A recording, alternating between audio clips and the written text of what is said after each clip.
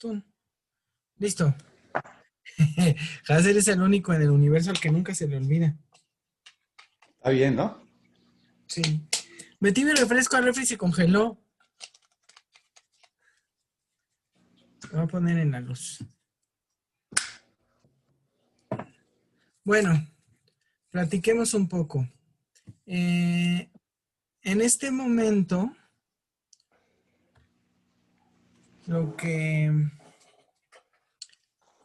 lo que va a empezar a cobrar importancia es esta cuestión de la historia en oposición a la fábula, a la invención. Ujú. Es decir, que sí tenemos una diada de elementos, como les decía la vez pasada, no creo que haya una intención así directa de, de Platón de hacer este distanciamiento, pero sí creo que es importante que lo tengamos en cuenta porque esta diada de elementos nos resulta trascendental para comprender qué es lo que está pasando, o sea, para llegar al punto clave de la propuesta de este seminario. La historia, por un lado, y la fábula, la fantasía, por otro. Si somos como, si mantenemos, pues, si retenemos lo que hemos venido trabajando, se podrán dar cuenta que hemos hecho una línea interesante desde un periodo que podríamos visualizar como un periodo agricultor de prosperidad de una cultura hasta un periodo bélico y como de conquista, de explotación. Es, es muy digamos, largo el camino de un lugar al otro. Son varios miles de años y no podríamos del todo decir que la agricultura, por ejemplo, no es una forma de explotación, que sería la explotación de la tierra. Pero ahí hay algo implícito, ¿no? El trabajo. Y está este otro sentido de la explotación de los hombres, donde el trabajo directo no existe, sino que es la, la, la captura, la gubernamentalidad de unos y la explotación de esos a, a partir de que esos son los que trabajan. Esa distancia es muy interesante tenerla en cuenta, pero muy interesante porque sí nos habla de dos humanidades distintas. Ahora, yo no me atrevería a decir que, por ejemplo, la segunda, la bélica apropiativa, yo no me atrevería a decir que es una consecuencia o que es un producto o una evolución o una progresión de los grupos, digamos, agricultores. Como tampoco podríamos decir que del todo los grupos agricultores surgen de los cazadores recolectores, aunque eso es un poquito más probable, ¿no? Por lo que se puede observar. Ahora, no podríamos decir quizá que los cazadores recolectores no fueron por un lado hacia el lado de la agricultura, hacia el lado creativo, y por otro lado hacia el lado de la explotación. Es un misterio que tenemos, pero lo que sí vemos es que este tiempo ocurre, pues, ¿no? En ese lugar preciso que es Grecia, ¿no? Parece ser que en este momento el corazón comercial de Europa, porque lo que sí sabemos es que en Medio Oriente y en África hay también grandes grupos culturales que tienen mucha fortaleza, que tienen mucha fuerza y que van a ser centrales también en su región, ¿no? O sea, nosotros digamos que por el momento de lo que estamos hablando es del centro de Europa, ¿no? Pero hay mucho, mucho más, ¿no? Mientras más se acerca uno a los persas, pues más se da cuenta que ese grupo cultural estuvo más loco y más fuerte y que casi, casi logran el dominio dominio total de Grecia, ¿no?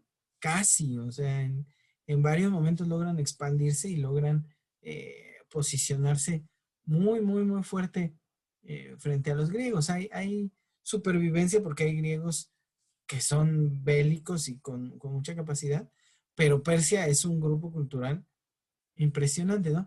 Igualmente Egipto es gigantesco como grupo cultural. eh, También hay encuentros bélicos, pero lo mismo, ¿no? Es un pueblo que resiste, o sea, de alguna manera eh, la fortaleza de otras regiones, no me atrevería yo a decir imperios, pero la fortaleza de otros grupos regionales hace que Grecia no se pueda expandir tan allá como se podría haber esperado o como pudieron haber buscado ellos.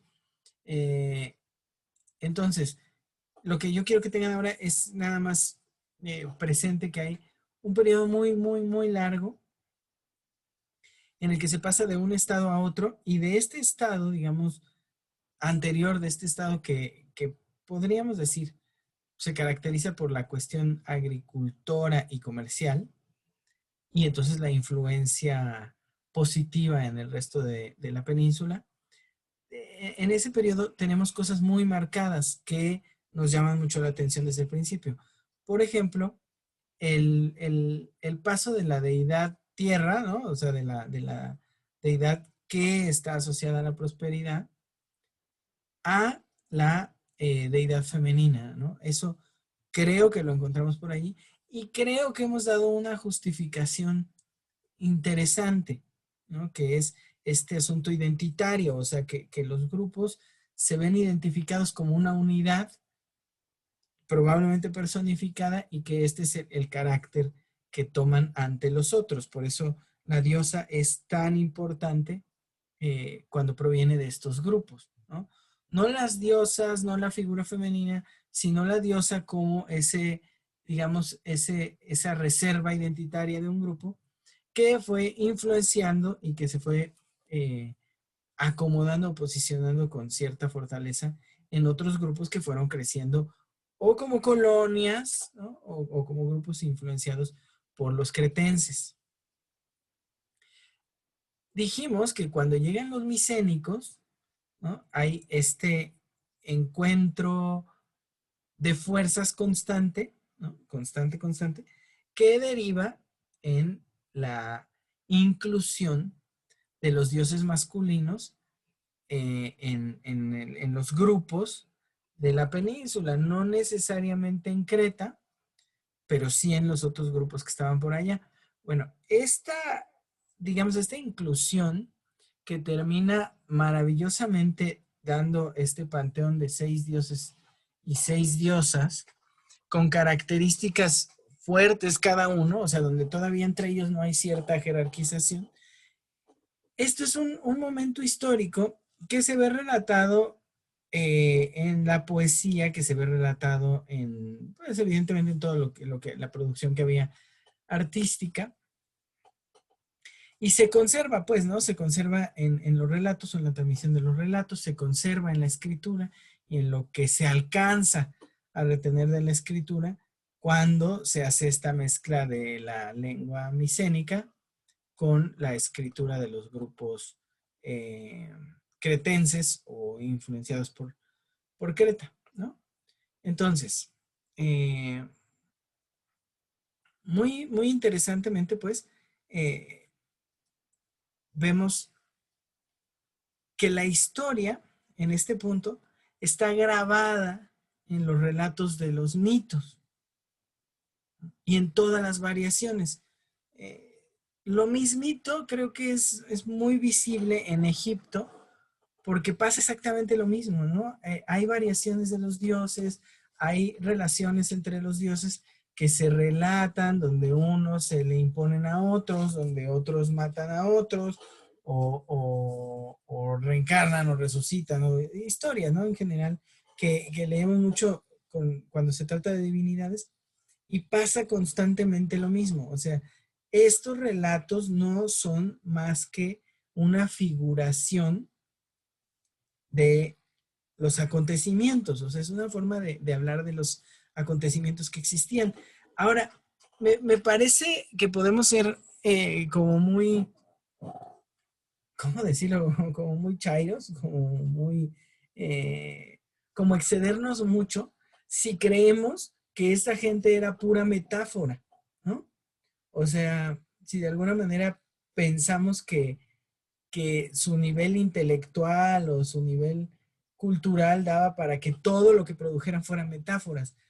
Es más probable que haya sido una forma constante de ver el mundo y esta forma constante implicaba las formas de relatar lo que sucedía. En cierta medida tenemos la identidad grupal y luego tenemos los relatos de lo que pasa con esas identidades, ¿no? Que es un personaje divino el que se impone a otro por cualquier razón, ¿no? El asunto Zeus es el más claro y el más fascinante de todos porque se ve cómo se va imponiendo a todos los demás dioses, ¿no? Cómo va finalmente subordinando a los dioses con los que se va encontrando conforme va avanzando o van avanzando sus conquistas. Eh, Vamos, sí es claro que para conservarlos debe haber habido un estilo muy concreto de descripción, ¿no? Que más que pensarlo en el sentido metafórico, que bueno, siempre hay una metáfora, pues, pero que más que pensarlo en ese sentido, así tal cual metafórico, lo que probablemente teníamos era un estilo de estar, ¿no? Una forma de relatar la canción, como Octavio nos decía la vez pasada, ¿no? Pues cómo te aprendes a todos tus parientes, pues con la canción de la parentela. Entonces probablemente era la canción de la historia, ¿no? Y esta canción de la historia permanecía, miren, es muy interesante porque cuando la historia deja de ser una canción y la historia pasa a ser un relato, el relato va a ser escrito por un grupo, por una élite que lo va a tener que conservar de alguna manera, ¿no? Y este conservar, pues regularmente ya se hace en la escritura, se hace en los libros, se hace en lo propio de ciertos grupos que conservan la escritura en general. Entonces, si esto es de esta manera, pues no es accesible para cualquiera, ¿no? Pero la canción contrariamente sí, ¿no? La canción la cantan los pueblos, ¿no? La cantan las comunidades y al cantarla conservan el sentido identitario, conservan la posición en el mundo y principalmente conservan la historia. Y creo yo que eso es lo más importante que tenemos nosotros en este momento, ¿no? Que de alguna manera podemos pensar que el relato cantado, ¿no? Y probablemente compuesto para la canción, conserva la historia del grupo, no la historia de la élite triunfante. ¿Saben? Es lo que trato de decir ahora, ¿no? Que la historia siempre, y siempre lo hemos dicho igual, la historia siempre la cuentan los que ganan. Y entonces la cuentan a su conveniencia o a su necesidad del momento. La canción, en tanto que una forma de retener la historia como memoria en sí misma, no es una historia de conveniencias, sino es una historia que posiciona en el mundo. No sé cómo explicarlo.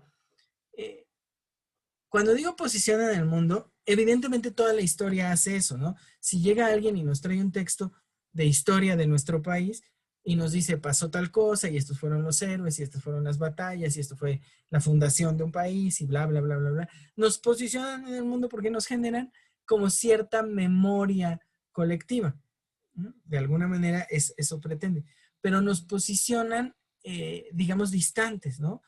Hagan de cuenta que lo que hace es que nos fabrican un pasado que justifica nuestro presente. Cuando es la canción misma lo que retiene la historia, no nos posiciona en la historia como una historia pasada, sino nos posiciona dentro de la historia en tanto que nosotros somos la memoria de la historia misma. No sé si me explico. Esa memoria no se puede olvidar, la memoria histórica de los pueblos, la memoria que está relatada en el canto, y por lo tanto en lo que Sócrates, pues, digamos que cínicamente llama mito. Uh-huh. Por eso les decía la vez pasada, es muy importante ver qué es lo que él está haciendo, porque está posicionando la historia como solo un relato que tiene un carácter posible, que es el de la invención, el de la fabricación. Ajá. Entonces, de alguna manera, cuando nosotros logramos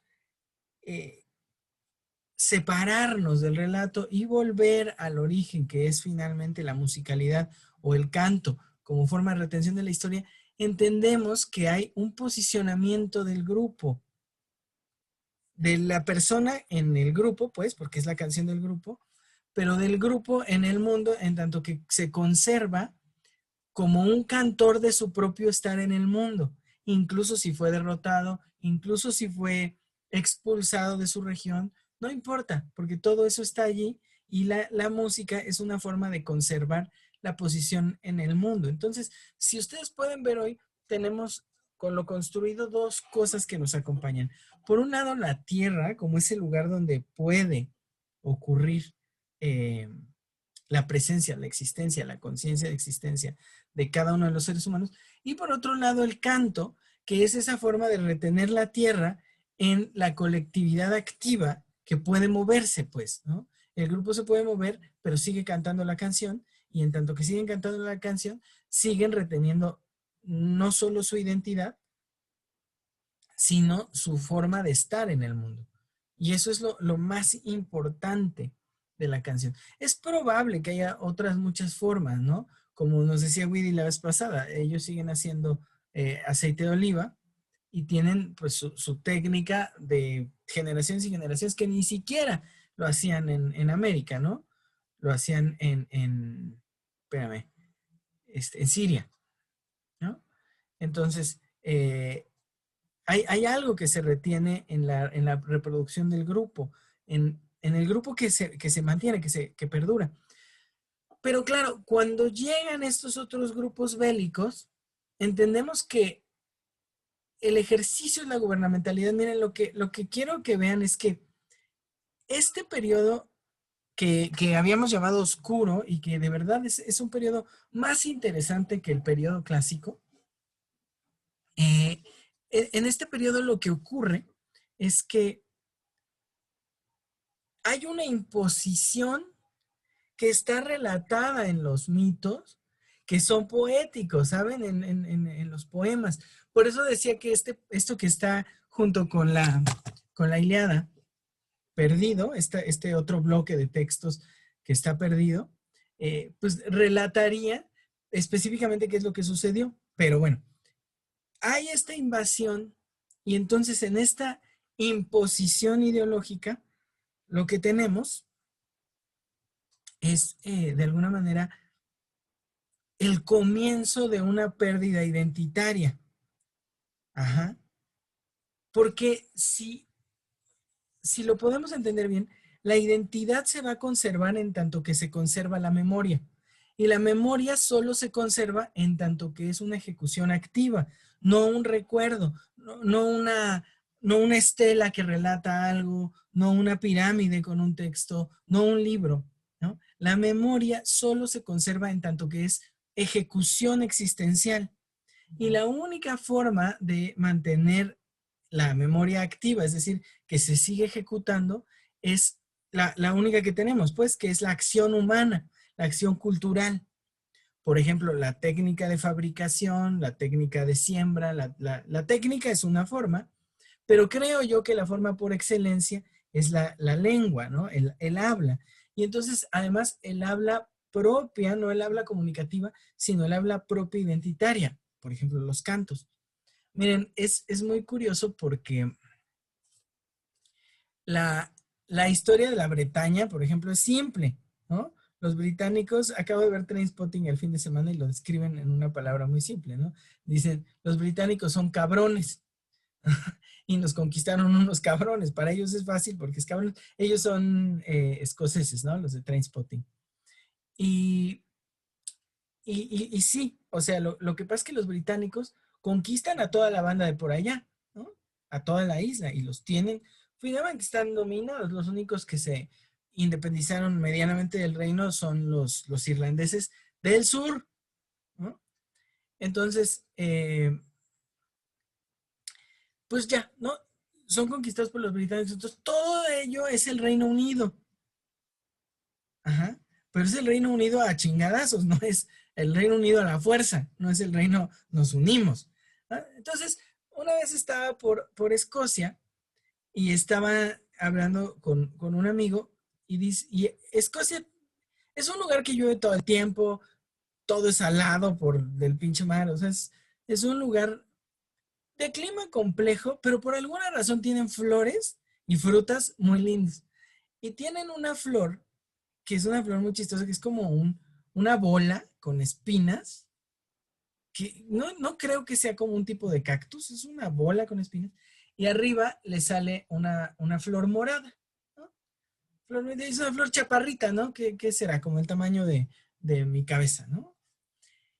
Y entonces, los escoceses que no tienen un himno, porque pues el himno es el británico, que no tienen una identidad fuera de la que les es impuesta por el reino, tienen esta flor que es muy propia de ellos y tienen una canción sobre la flor. Es muy interesante porque si va a la Gran Bretaña, si van los británicos a las Olimpiadas, van los británicos, pero no van en nombre del Reino Unido. O sea, no es que el mejor escocés compita con el mejor inglés para ir a una Olimpiada, sino que los escoceses o los irlandeses, los galeses van por su cuenta, ¿no? Y entonces, eh, cuando van los daneses y ganan algo, no tienen himno, ¿no? O sea, esos güeyes no.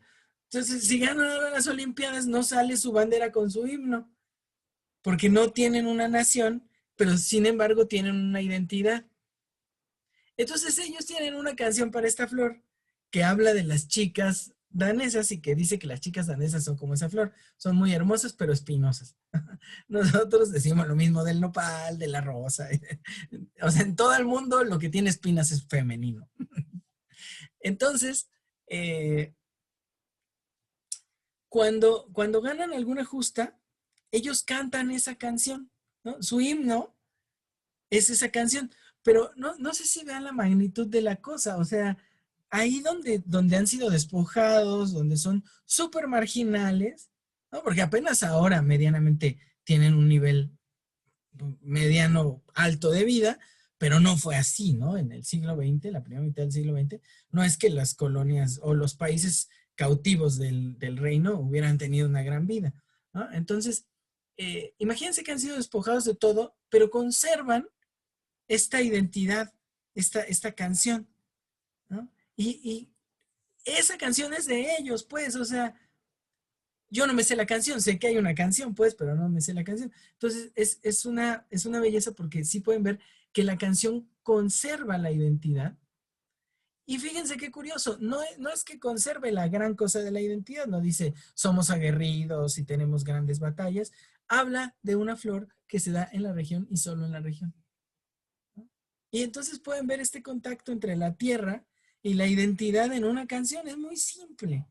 Es muy simple. La memoria ejecutiva, la memoria que de alguna manera es activa, es esa memoria que puede conservarse en la lengua en tanto que acto. Pero la lengua en tanto que acto no es la lengua comunicativa, no es la lengua narrativa. Es forzosamente la lengua que canta, la lengua expresiva, la lengua que produce un poder estar en el mundo. Y esto, créanme, creo que es lo más importante, porque a la llegada dórica entendemos hoy que la única forma de retener cautivo a un pueblo, y acá Octavio y Jessica recordarán un montón, también Tujas, recordarán un montón de aquel seminario de Freud donde decíamos, sí, claro, o sea, para poder conquistar completamente a un pueblo, tienes que destruirles la identidad, o sea, tienes que destruirles de alguna manera lo que les permite mantenerse cohesionados, ¿no? Cuando hablábamos de los yaquis acá, pues ese exactamente es el proyecto. Hay que quitarlos de la tierra, hay que quitar lo que se hace en el río, lo que se siembra, lo que se cultiva. Vamos a sembrar algo que no sirva para ni madres, que solo lo podamos vender, y por eso se siembra algodón, y vamos a tratar de arrancarles la identidad a estos grupos, ¿no? Ese es un proyecto, o sea, la única forma de gobernar a un grupo es quitarles lo que los mantiene cohesionados en tanto que una unidad identitaria. Ahora, volvamos, por ejemplo, a Mesoamérica. Mesoamérica tiene unas historias fascinantes porque uno no entiende cómo un imperio tan grande, ¿no? Como el Mexica, que prácticamente lo tenía gobernado todo, pierde contra un puñado de cabrones, ¿no? Contra un puñado de españoles que simplemente no traían, pues prácticamente nada, ¿no? Eran macabros y mañosos y todo. ¿Qué pasa? Porque se van uniendo pueblos, que se van juntando personas y que van adoptando, porque esto es lo más interesante, van adoptando las figuras identitarias que vienen a traer los españoles. Es muy fácil decir que nos las impusieron y que a bola de chingadazos nos pusieron a los dioses y todo, pero estaban abiertos, ¿no? A la posibilidad. Es muy curioso porque los yaquis, siendo un pueblo más pequeño, siendo un grupo mucho más débil, van a resistir más la imposición de, de- del catolicismo, van a resistir más la imposición de los españoles. ¿Por qué? Porque están más próximos a las figuras identitarias. Ya los mexicas, ya cuando llegan acá, ya son unos migrantes que traen una historia más de migración que que de identidad o de construcción identitaria, ¿no? Entonces, el fenómeno es fascinante, pues, porque los grupos que se conservan no son los grupos fuertes en cuanto a lo bélico o en cuanto a a las capacidades de resistencia a la dominación. Son los grupos que tienen solidez identitaria, ¿no? Que tienen los yaquis, tienen un río que se llama como ellos y tienen un par de rituales nada más, ¿no? Principalmente de cacería. Por eso existe la famosa danza del venado que se sigue bailando actualmente. Entonces, cuando llegan los dorios, insisto, lo que tratan de hacer es, o lo que tienen que hacer es borrar este sentido identitario, borrarlo de todos los pueblos. Hay que destruirlo y hay que imponer otra cosa, ¿no? Por eso es que ven la sobreposición de los dioses, por eso es que ven que se cambia o que se modifica la existencia y el nacimiento de los dioses. Por eso ven que la gran diosa Atenea luego termina siendo hija de Zeus, ¿no? Y lo mismo con cada una de las diosas, ¿no? Y por eso ven que en este periodo que no es tan largo, son 400 años, terminan pasando las grandes figuras divinas, se terminan convirtiendo en subordinadas del gran dios, Zeus, y además pinches viejas locas, porque así las terminan pintando, ¿no? Como celosas, como engreídas, como peleoneras entre ellas, mentirosas, falsas, ¿no? Manipuladoras. Y vean, o sea, estamos hablando de que ese es el carácter que se le va a dar por mucho tiempo a las diosas femeninas, ¿no? Incluso, y me llama la atención porque mientras más se acerca uno a ella, se siente más feo, ¿no? A Atenea, que era la gran diosa, le dan en su madre, ¿no? La ponen a pelear contra las otras. La ponen igual celosa, la ponen mentirosa. Y por eso llegamos a la Ilíada. Y en la Ilíada ya ellas son, pues, pinches locas. Porque esos son. Se enojan, le conceden el favor a uno o a otro de los guerreros, tienen un favorito, piden tareas a cambio de favores. Pues, claro, llegado el momento de de la Ilíada, ya está clara la subordinación por mucho tiempo de las diosas. Totalmente. Entonces, evidentemente el periodo siguiente, que vuelve a ser un intento de conservar la memoria, porque es un periodo, el periodo arcaico es un periodo poético, es un periodo donde se trata de conservar todavía el vínculo con las figuras anteriores, con la memoria, con Mnemosine, eh, como forma de estar. Bueno, ese periodo no va a durar mucho y luego va a venir otra vez el periodo gubernamental. Ahora, me parece interesante, me parece importante volver a esto como, digamos, resumen antes de continuar con el texto, porque tenemos dos cosas que están pasando en la región al mismo tiempo. Por un lado, tenemos la imposición de unos pueblos sobre otros, es decir, la imposición gubernamental, y por otro lado, la memoria. Ahora, quiero que lo tengan y lo retengan muy bien en sus cabecitas. La memoria está totalmente opuesta al gobierno. O sea, no son dos cosas que puedan ir juntas, ¿no?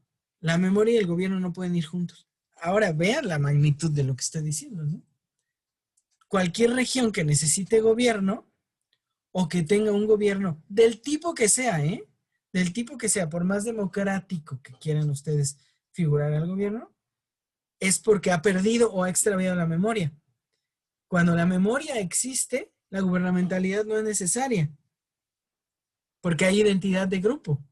Cuando hay identidad de grupo, no es necesaria la regulación entre el grupo, ¿no? Es necesario el reconocimiento, eso sí, el reconocimiento interno del grupo. Por eso yo les he dicho, los grupos totémicos reconocen tan perfectamente al grupo que reconocen exactamente cuando alguien se ha salido del grupo porque se ha convertido en un individuo de provecho personal, ¿no? Eso es lo que hace, lo que reconoce el totemismo. Todo el totemismo expulsa al individuo, por eso la exogamia es lo siguiente del totemismo, ¿no? ¿Qué es la exogamia? Bueno, la perpetuación de la colectividad, porque donde la exogamia se tuerce, se logra reconocer al enemigo del clan, al enemigo del tótem, que es el individuo. Bueno, ya en palabras mayores, cuando ese reconocimiento funcional deja de existir, es necesario regular ahora sí a todos. Y esa regulación colectiva, bueno, se llama gobierno. No hay otra forma de llamarlo, ¿no? Eventualmente se llamará Estado, nación, institución, si ustedes quieren, pero originalmente es esto, es gobierno. La gubernamentalidad nace de la pérdida de la memoria. Ahora voy a hacer una vez más la referencia al acontecimiento Moisés y los judíos, ¿no? Todo el proceso preparatorio para la partida de los judíos de Egipto hacia Tierra Prometida, todo es un proceso de reconocimiento identitario, o sea, es un estudio identitario y es una estrategia de incursión identitaria también, ¿no? Moisés tiene que hacer una serie de cosas para poder ser aceptado por el grupo al que no necesariamente pertenece o no pertenece del todo, ¿no? Entonces él hace esta incursión y el acto siguiente es la separación del grupo del lugar que tenían ubicado, por lo menos como lugar de, de habitación o de reconocimiento, ¿no? En los márgenes de Egipto. Ahora, cuando se los lleva, lo que sigue es caminar y caminar y caminar y caminar, esperando que funcione exactamente como debe funcionar algo. Tiene que perderse la memoria. Y la memoria se va a perder, uno, cambiando los cantos, pues, o sea, imponiendo nuevos cantos, imponiendo nueva historia, nuevos relatos. Y por un lado, y luego por otro, dejando que la memoria se muera en sí misma sin ser transmitida, es decir, secando a los viejos. La mejor forma de eliminar a los viejos en poco tiempo es llevarlos a dar una vuelta, ¿no? A pasear, donde hay bandas, donde hay pues todavía estos cazadores furtivos que andan por allí, estos grupos que están asociados y que son asaltantes, asesinos, que básicamente despojan a los viajeros, ¿no? Entonces, ¿qué va a pasar? Bueno, van a tener muchos ataques constantes a su población. ¿Y quiénes van a ser los que van a caer en todos estos ataques? Los ancianos, ¿no? Porque son los más débiles, porque son los más frágiles. Van a caer y luego solo habrá que esperar a que la siguiente generación envejezca un poco y también caiga, ¿no? Y también sucumban. Porque el proyecto no implica, el proyecto de dominación no implica a los jóvenes, digo, a los viejos y a los adultos, implica solo a los jóvenes, que son a los que se les puede reconstruir. Por eso está este momento en el monte donde sube Moisés a hablar con Yahvé, en ese tiempo Hashem todavía, o Elohim, o ya se llamaba Yahvé, no me acuerdo, ya el nombre va cambiando. Pero claro, cuando él baja y descubre que se está rindiendo otra vez culto al toro, eh, tiene que castigar a los que rinden culto, se vuelve a ir, porque en ese momento rompe los mandamientos, se vuelve a ir y baja con otros, y como siempre lo he dicho, ¿no? Los siguientes mandamientos ya traen la regulación del Estado, primero que nada, la regulación ante el Estado, que es los primeros mandamientos, es el servicio a Dios y a la iglesia. Los 7 siguientes son las relaciones entre los hombres. Pero los primeros 3 son los que tienen que ver con la iglesia y con Dios. Ya es la conexión con el Estado, es la fabricación. Me parece que es el ejemplo más fácil que tenemos a la mano, pero hay un montón de otros, ¿no? La Declaración de los Derechos del Hombre nos puede parecer una cosa fascinante entre los franceses porque es producto de su revolución o es parte de los productos revolucionarios, pero es exactamente lo mismo, ¿no? Y ni siquiera es que funcione luego, ¿no? La revolución todavía tiene un par de imposiciones de la monarquía, pero ya lo que hacen es poner cómo debe ser regulado el hombre. Y fíjense, si algún día pueden, léanla, ¿no? Está en cualquier lado. Es lo mismo, ¿no? Tienen que definir al hombre y definir al hombre francés, perdón, y luego definirlo en relación con los otros hombres franceses. No hay que ser como muy listillo para no ver, ¿no? Básicamente definen al hombre como un dueño del producto de su trabajo y las relaciones entre los hombres son el respeto al producto del trabajo del prójimo. Básicamente son 2 mandamientos, ¿no? No robarás y no matarás. Eso es de lo que trata la declaración. Entonces, vean, aquí ya se necesita una fabricación. Bueno, todo el periodo gubernamental de la época oscura está generando, a la par que está deteriorando la poética como forma de retener la memoria, a la par que está deteriorando el canto como la historia misma, está generando una forma de domesticación de los hombres ahistóricos o de los hombres despojados de historicidad, ¿no? Y, claro, la forma es la gubernamentalidad como una apuesta, ¿no? Por eso les decía, ya para cuando llegamos a la Grecia socrática, ya esta gente ya es como nosotros, no son cavernícolas, ni primitivos, ni animales, ya tienen una intelección del mundo tal y como la tenemos nosotros, ya son una sociedad completa. E insisto, la diferencia entre ellos y nosotros es Internet, ¿no? Ellos tenían todo, tenían medicina avanzada, tenían instituciones, tenían rangos, tenían dinero, moneda, élites, tenían bancos, y no igual que nosotros, sí, con la posibilidad de prestar, de guardar, de ahorrar, tenían inversiones, tenían tierras, tenían títulos, no eran diferentes de nosotros, no eran diferentes, vestían diferente y y tenían menos tecnología eléctrica, ¿no? Menos energéticos, pero fuera de eso eran idénticos a nosotros. Y me parece fascinante porque son 2500 años y no hemos cambiado un milímetro, no hemos cambiado nada. De entonces ahora no hemos cambiado absolutamente nada, ¿no? Podríamos decir, bueno, pero nosotros ya no tenemos esclavos. ¡Ah! Entre comillas, ¿no? Tenemos industria y la industria esclaviza de una manera brutal.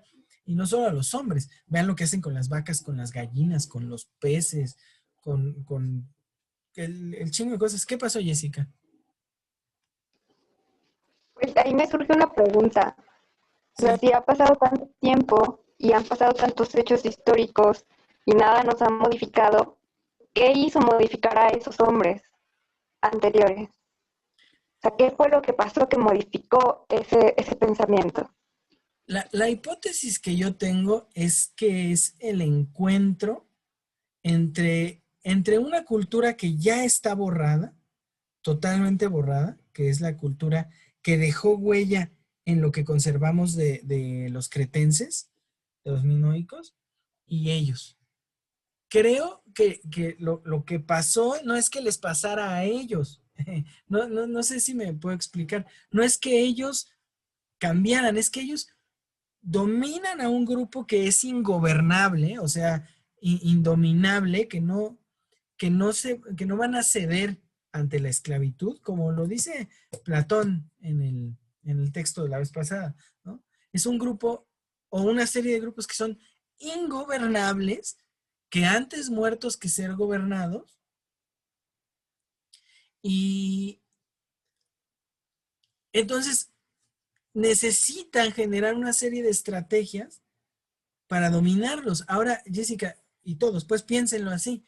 Imagínense que se pasan 400 años tratando de gobernar a este grupo, ¿no?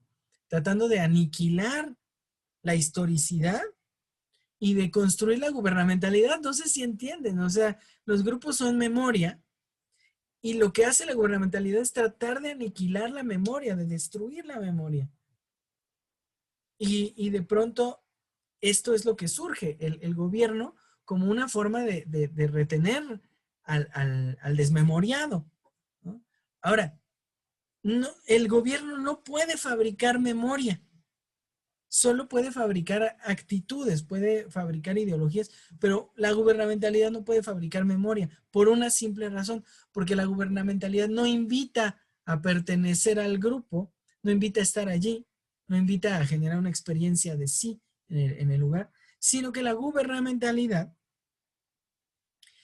retiene y diferencia entre clases, los que gobiernan y los gobernados. Por eso pueden decir lo que quieran. No hay democracia real en el mundo, porque la democracia implicaría la representatividad y eso no existe. No existe. No es que mañana yo me pueda ir a postular para una diputación, mucho menos para la presidencia. Así tenga yo una capacidad de un proyecto inmejorables, no hay forma, porque la gubernamentalidad es para una élite, no para todos, ¿no? Entonces, esto es lo que revienta la memoria, ¿no? O sea, simplemente no permite que se reproduzca, no permite que regrese la memoria, no permite, no permite y no permite. Bueno, ahora, es imposible detenerla, ¿no? Porque la memoria además apunta al sentirse y eso, por eso Matrix siempre me ha gustado tanto la película, ¿no? Porque no importa cuántas generaciones de humanos hayan nacido metidos ahí en los huevos con la cosa conectada en la cabeza, siempre hay uno que logra sentir que es otra cosa, logra sentirse de otra manera. Eso hace que la memoria vuelva a ocurrir como un fenómeno, ¿no? Que mnemocine, ocurra como inspiración existencial. No me voy a meter con esto porque es un tanto filosófico y un tanto poético, pero esta es la realidad, pues no hay forma de que el que está tocado por la diosa, por mnemocine, no hay forma de que olvide, no hay forma de que no despierte alguna vez, ¿no? Por eso la diosa está allí enterrada, pero regresa y regresa y regresa y regresa y regresa. Es imposible que se pierda. Eh, entonces, Jessica, no sé si respondo, o sea, no es que les pasara a ellos, es que fue una necesidad de lo bélico, una necesidad de la imposición de un grupo sobre otro grupo que tiene mucha entereza espiritual. Y fíjense, lo planteaba el otro día, no sé si aquí o en un texto que estaba escribiendo, que miren, la opción que tenían era esclavizar. Pero fíjense bien cómo no funciona. Si ustedes esclavizan a un grupo, el grupo retiene su identidad. Y entonces lo que van a hacer es estar al pendiente del momento en el que se puedan liberar. Ajá. La esclavitud ha sido más o menos funcional, por ejemplo, en Estados Unidos, que lo que hicieron fue traer gente de otro lado a un territorio bien enorme y bien controlado. O sea, nunca se tienen más esclavos de los que se pueden mantener. Y mantener implica vigilar, ¿no? Y entonces tienes toda una estrategia de captura, ¿no? Porque el esclavo no era solo el güey al que le dices vas y picas piedra. Había que tenerlos amarrados, había que tenerlos encadenados, muertos de hambre, ¿no? Muertos de frío, enfermos. Solo así, porque sanos se hubieran rebelado una y otra y otra y otra y otra vez, ¿no? Y seguramente debe haber bastantes revueltas, ¿no? Y ahora, ¿cómo conservan los esclavos norteamericanos la memoria de su tierra? Todos ubican eso, ¿no? Cantando. Por eso los muy desgraciados son los que inventaron el jazz, ¿no? Ellos conservan la memoria. Por eso ustedes ven al negro como que lo caracterizamos por ser bueno para cantar o para hacer música, ¿no? Con ritmo y todo, pues claro, pero no porque la hicieran como diversión. Es una forma de retener la memoria de quiénes son, de sus pueblos, de dónde provienen, pues, ¿no? Entonces, es súper fascinante porque vean otra vez, ¿no? La música vuelve a salvar a la memoria, ¿no? Ahora, vuelvo acá a Europa, ¿no? Lo que podían hacer era esclavizar, pero cuando se esclaviza, ¿cuántos esclavos se pueden retener? Realmente pocos. No puedes tener una población 10, 20 veces mayor que la tuya esclavizada. No puedes.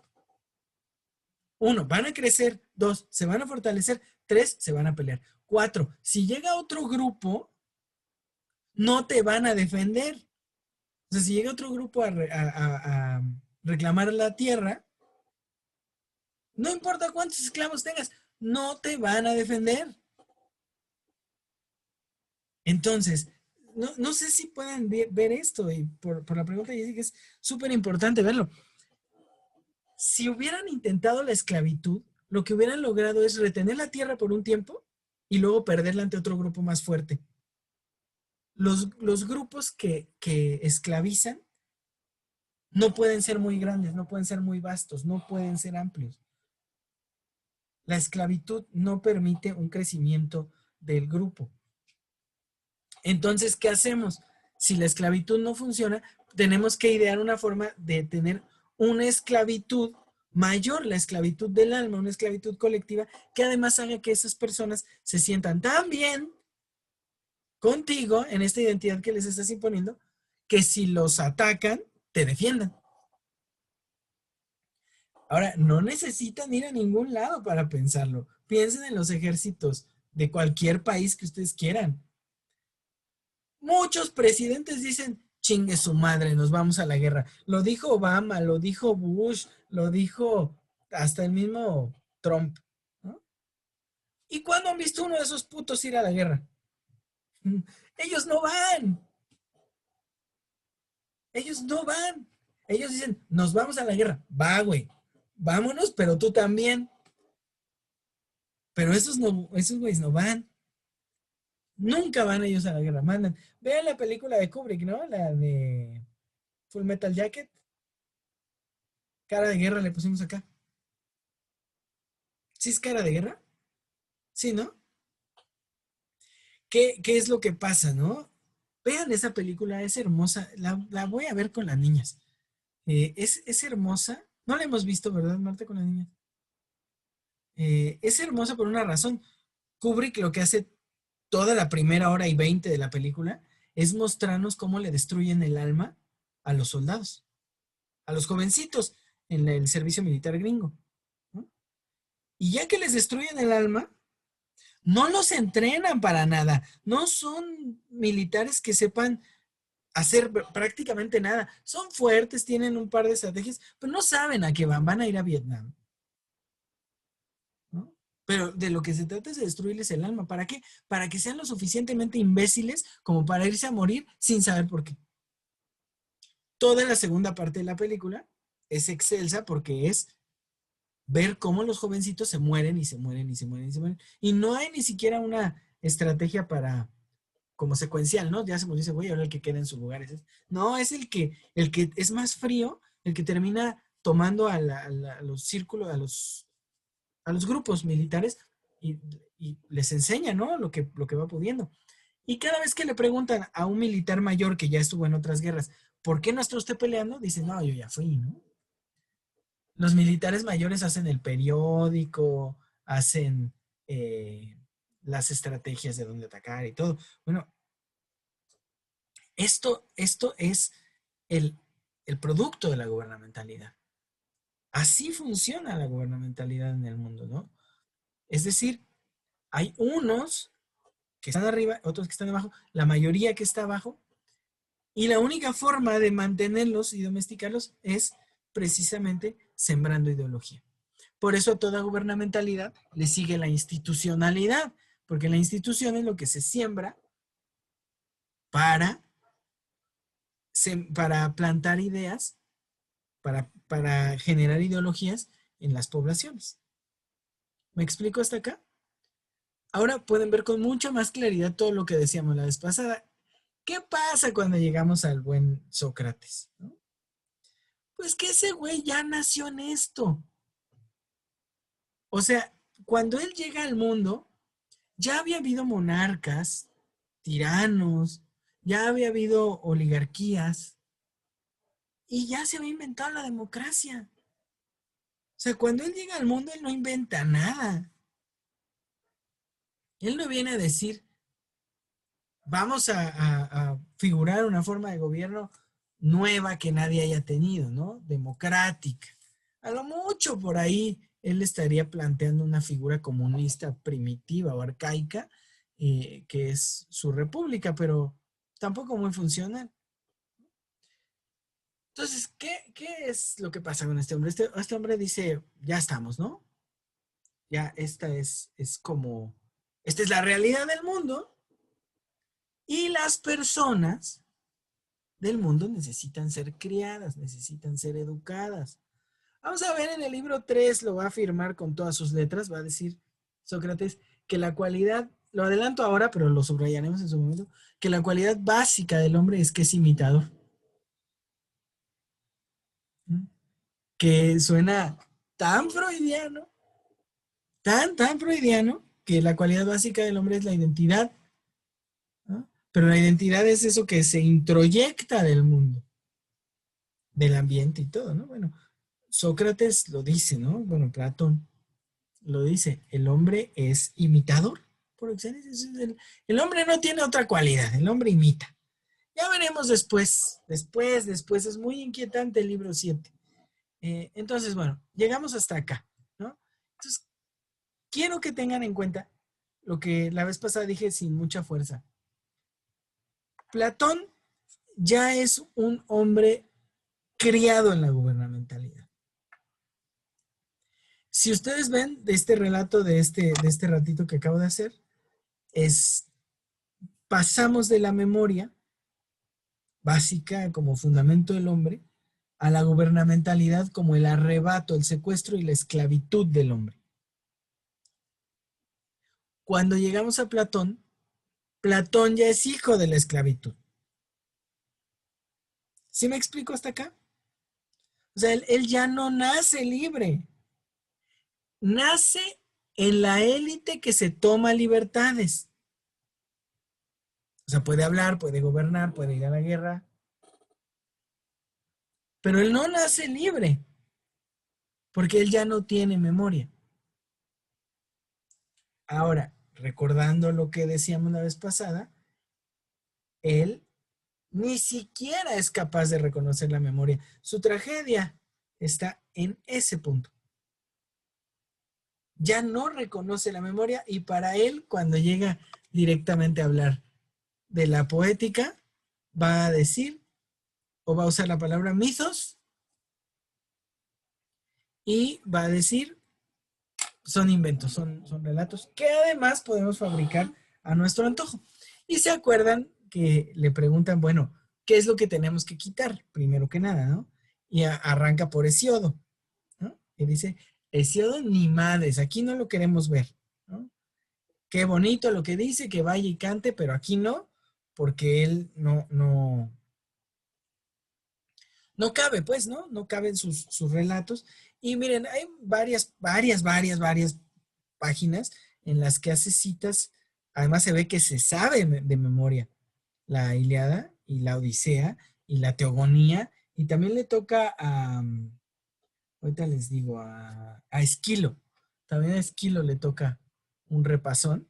Y se ve que se sabe los textos de memoria, ¿eh? No, bueno, tampoco es que tuviera el formato APA y esas madres para hacer la cita como debiera ser, pero lo cita textual, los textos, y tampoco es que hubiera unas publicaciones muy grandes. Entonces, dice, ¿Hesiodo no? ¿No? Y leo un poco mi texto. Dice, después de señalar que las historias de los dioses según Hesiodo deben ser restringidas, sigue con Homero. Y justo ahí habla de las fábulas y dice una cosa que me parece que él sí reconoce.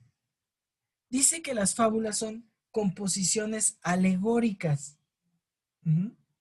Es decir, que tienen un sentido simbólico.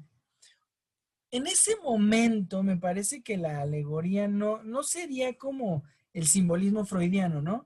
Que apunta a cierta subjetividad que se sobrepone o que fluye hacia afuera desde un inconsciente. Me parece que como alegoría deberíamos entender la referencia a otra cosa, o sea que es, no sé si está reconocida la metáfora, honestamente no sé si se puede hablar de un reconocimiento total de la metáfora en Platón, pero sí por lo menos ubica que hay algo que se dice y algo que está representado en lo que se dice.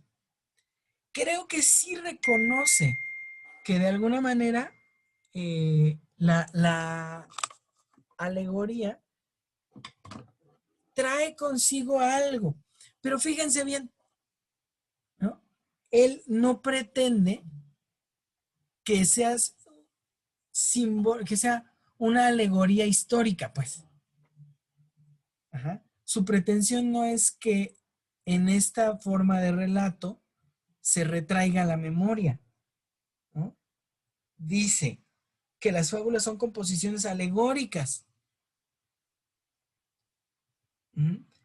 Pero que eso poco importa, fíjense bien, fíjense porque esto es fundamental, que eso poco importa porque los niños y los jóvenes no tienen la capacidad para discernir.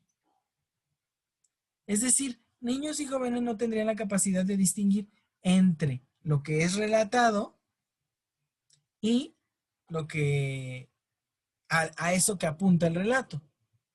Es decir, que pues da igual, ¿no? No es una capacidad propia del hombre, ¿no? Sino que verdaderamente es vacío, es hueco, es figura, sin más, ¿no? Es pura forma, sin fondo alguno. Y otra vez, acá probablemente los que hayan trabajado con niños no me dejarán mentir. El niño construye sus intelecciones a partir de lo que observa, no como imitador, sino como entendedor.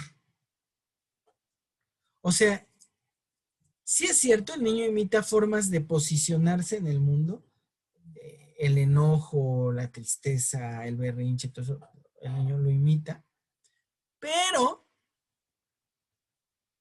el niño no aprende de eso. El niño imita estas figuras, pero el niño verdaderamente se construye a sí mismo de lo que mira en el entorno.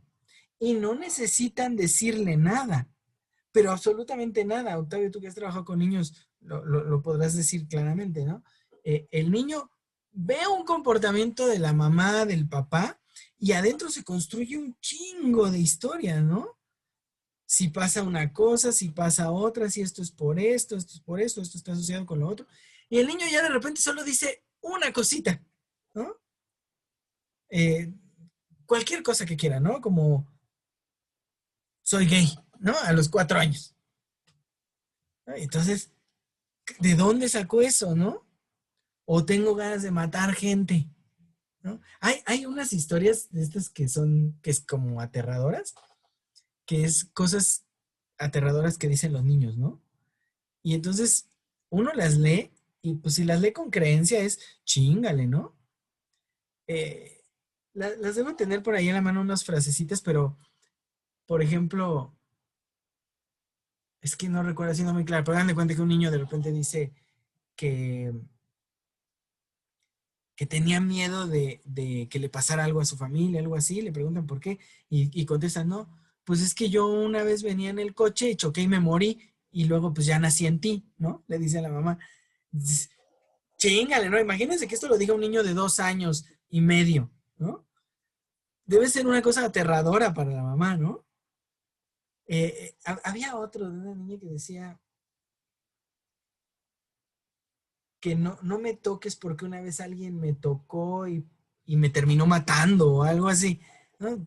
Pues dices, ¿cómo un niño? Y rápido se piensa, reencarnó. Ah, porque es la salida inmediata, ¿no? La salida fantástica que nos impide pensar. Pero ¿cómo un niño llega a esto? Bueno, del mundo lo agarra y construye. El niño no necesita que se le enseñe nada de eso. No necesita. Porque el niño sí tiene esta capacidad simbólica, ¿no?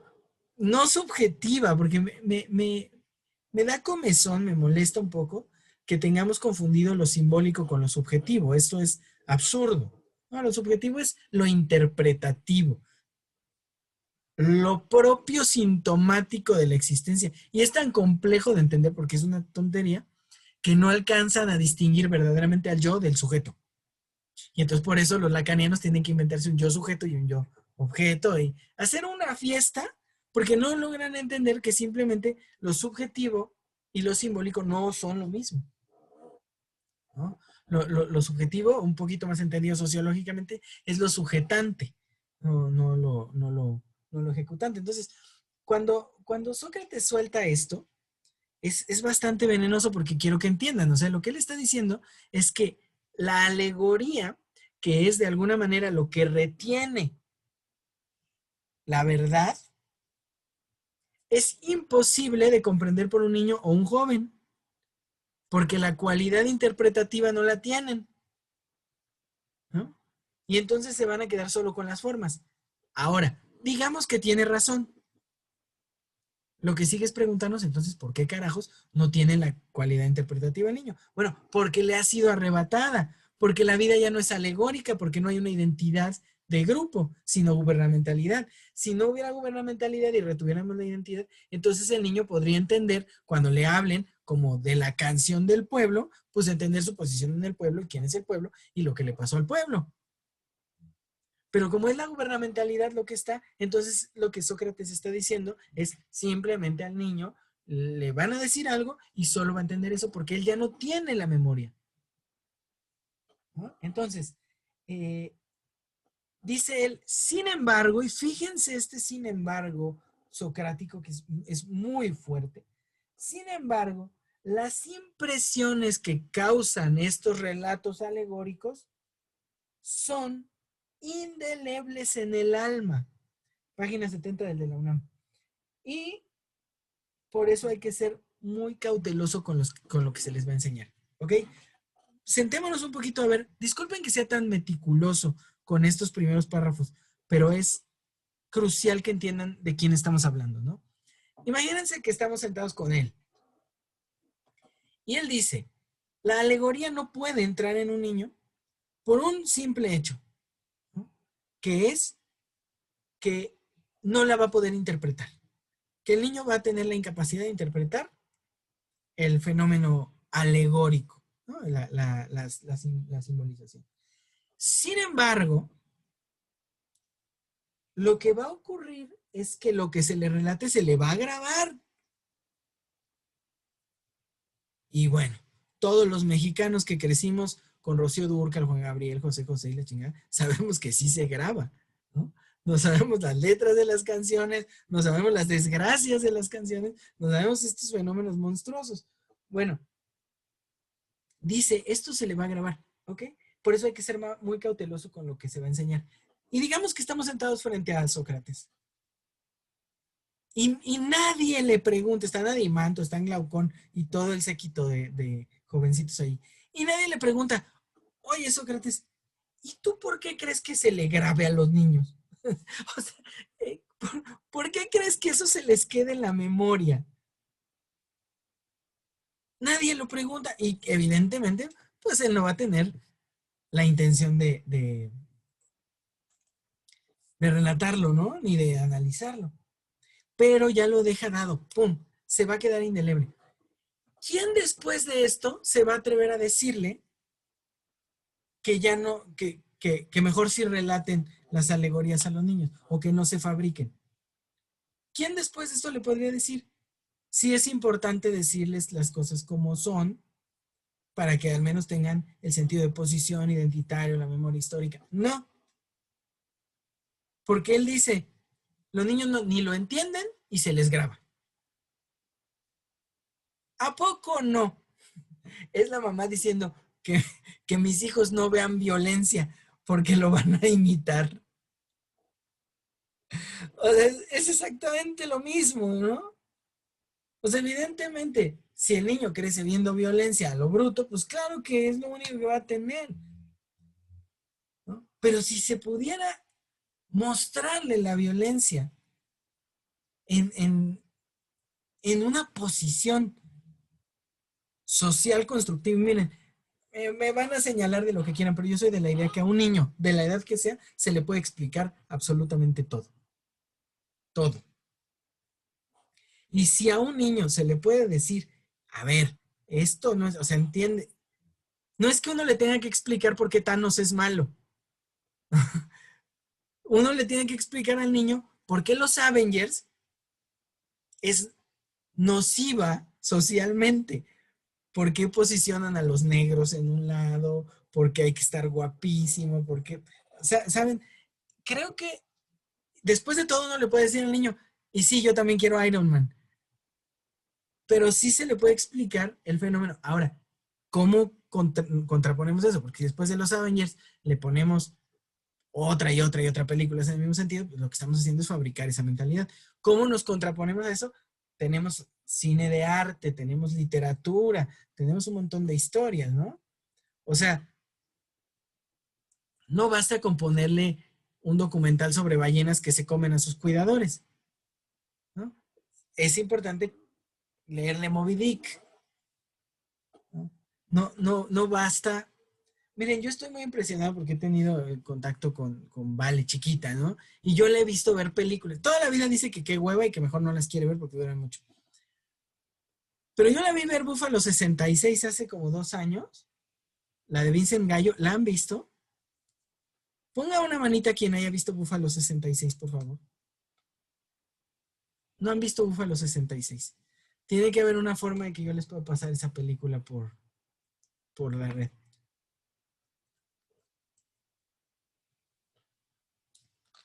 Es una de las películas más hermosas que se han hecho jamás. Vincent Gallo es un director que solo hizo 3 películas. No recuerdo cómo se llama la primera. Luego hace, no, es Búfalo 66, luego hace otra. Y luego hace una tercera, no me acuerdo del nombre de las dos, las tengo apuntadas, pero la tercera la presenta en el Festival de Cine de Venecia. Le hablan horrible de su película. Y Vincent Gallo dice, chingue a su madre, me llevo mi película y no vuelvo a filmar nada. Y no volvió a filmar nada Vincent Gallo. Nada. Solo hizo 3 películas. La primera, que es Búfalo 66, el muy mañoso contrató a Cristina Ricci y se casó con ella, el desgraciado, después de la peli. No les voy a contar mucho la película, es una historia espectacular. Un hombre sale de la cárcel después de haber estado 10 años, no les digo por qué. Sale de la cárcel y justo cuando sale de la cárcel no tiene nada, ¿no? Le dan su ropa y el dinero que tenía. Y justo en el momento que sale de la cárcel le anda del baño, le anda pipí. Y no lo dejan regresar a la cárcel a orinar. Entonces empieza a buscar dónde orinar en la calle y no encuentra. Y va a orinar en un árbol y pasa una patrulla. Y llega a un baño y está cerrado, ¿no? Entonces pasa mucho tiempo y no puede orinar el tipo. Y entonces termina viendo una casa abierta, se mete, y es una academia de danza. Se mete al baño en la academia de danza y ahí logra orinar. Mientras él está haciendo pipí, afuera hay una chica que está hablando por teléfono. Ellos tienen un primer encuentro porque él atraviesa el salón de danza y ahí se ven por primera vez. O ella lo nota a él no a ella. Y él cuando sale, le pide a ella una moneda. Él llama a su mamá para decirle que sí va a ir y que la fregada con su esposa, que no tiene, y se la roba. La secuestra, la sube al coche y le dice, te vas a ir conmigo y además le vas a decir a mi mamá que eres mi esposa. Es una película hermosa, no les cuento más. Ya de ahí es preciosa, tiene además una escena donde ella baila tap con una canción de King Crimson, que es así. Pero bueno, insisto, el cine se puede contraponer a estas barbaridades y entonces la educación cambia, ¿no? Lo que se le muestra a los niños cambia y les da finalmente criterio. Pero a ver, ¿a qué iba todo esto? A la oposición que tiene Sócrates, ¿no? Él insiste en que el niño no puede o no tiene la capacidad de ninguna manera de interpretar simbólicamente el mundo. Bueno, nosotros decimos que sí, pero él dice que no. Y fíjense, si el niño no tiene la capacidad de interpretar simbólicamente el mundo, entonces el niño no puede ser libre. Tiene que ser gobernado. La forma infantil de la gubernamentalidad se llama pedagogía. Recordamos la vez pasada que decíamos que para él la filosofía no puede ser sino una pedagogía. ¿Sí? Entonces, esto es brutal, ¿no? Entendemos entonces que el niño no puede ser guiado, no puede ser orientado, tiene que ser gobernado y educado. Bueno, acá está justificado, porque el niño no es capaz, ¿no? Y entonces llegamos a este punto. ¿Qué es lo que se debe enseñar de Dios a los jóvenes guerreros? Porque se acuerdan que no estamos hablando de todos ahorita, estamos hablando del guerrero, ¿no? Pero el guerrero tiene que ser el especialista en defender y en dominar. Y entonces llega una primera aproximación, no a la figura de un Dios, sino a un pensar netamente filosófico sobre el Dios. O sea, no nos va a hablar de Dios, nos va a hablar de cómo pensar a Dios.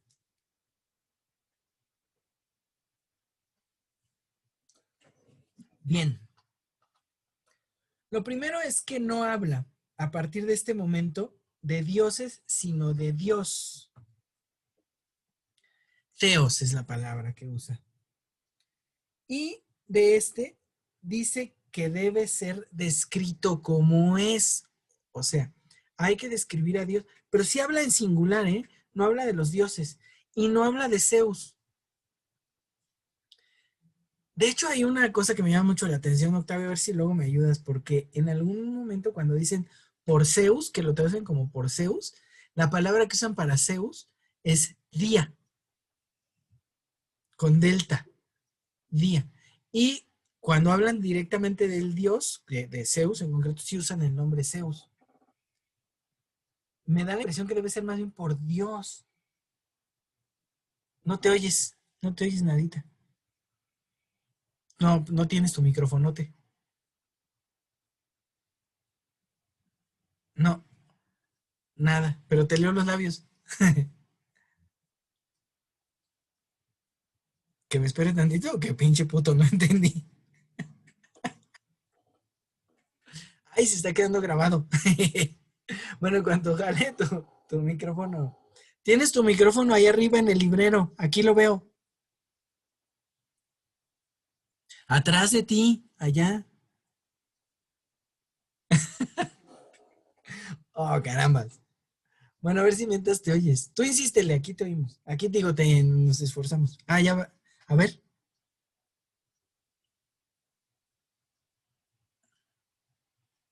No, pues si no es que... Ahí, a ver. No, no. Bueno, si no, por escrito. O me marcas por teléfono y lo ponemos. A ver, bueno, les sigo a ver si lo logramos reparar. Eh, bueno, ¿cómo es que se supone que es el Dios? ¿No? Primero, fíjense bien, lo primero que dice que tenemos que distinguir es que Dios no es la causa de todas las cosas como se nos puede llegar a decir. Ajá. Sino solo es la causa de las cosas buenas. Lo va a explicar largamente porque dice que el bien no puede generar nunca el mal.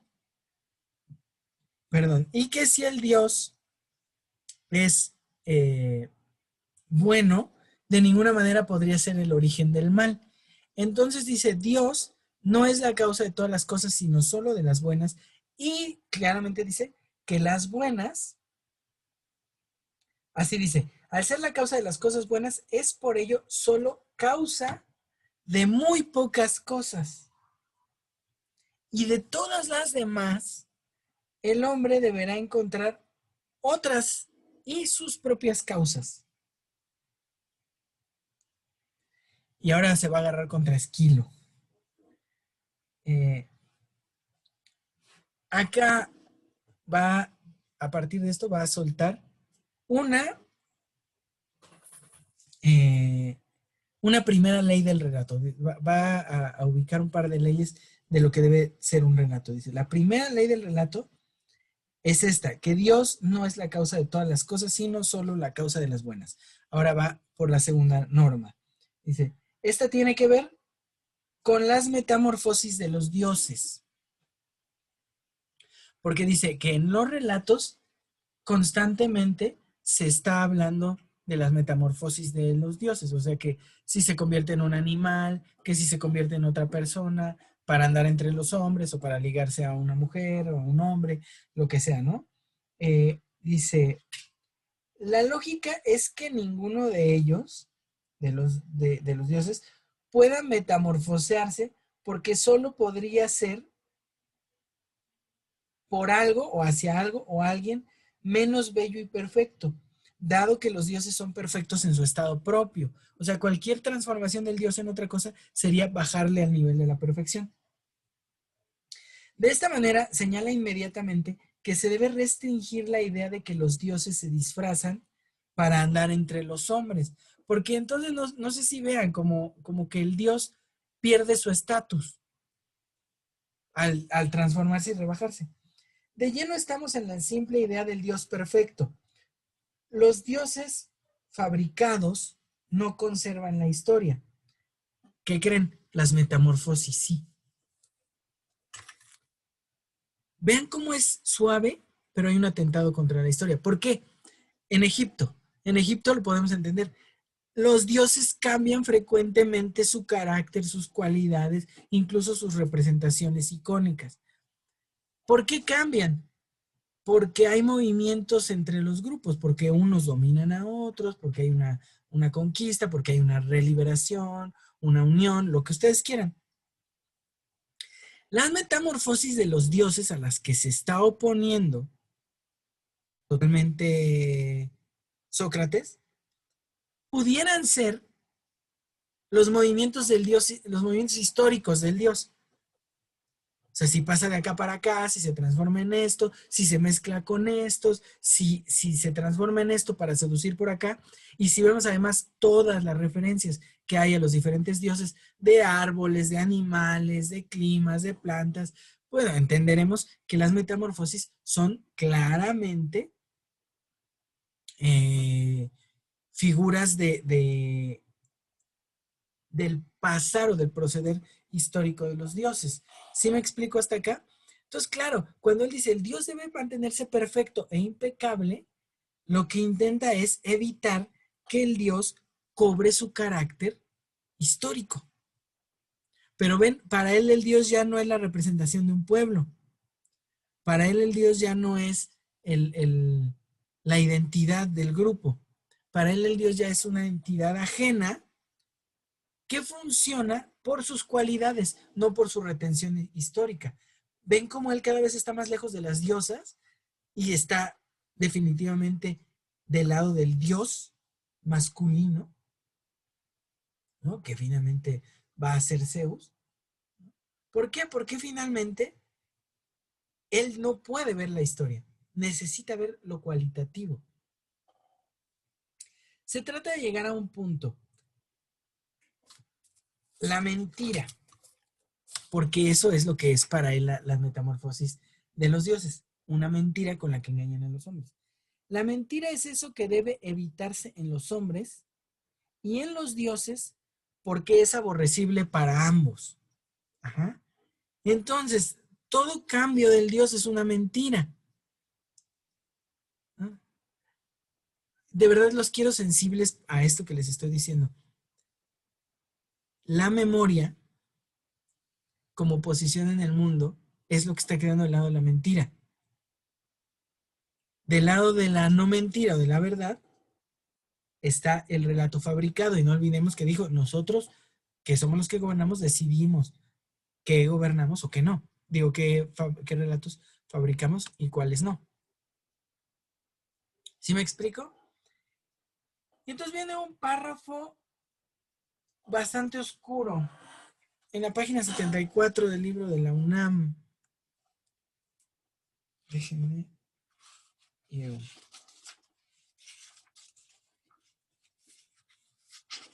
Quise abrir el chat. Ah, aquí está.